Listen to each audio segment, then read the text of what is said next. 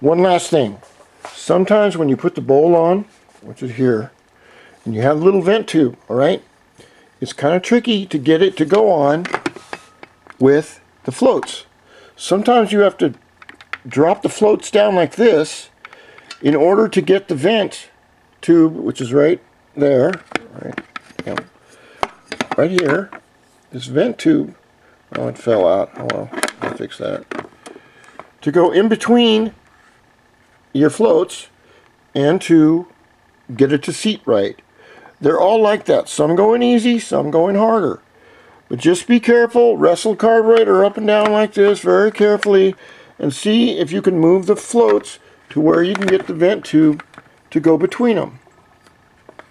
They're all like that, so don't freak out if you're doing it and you go, my God, it's not working.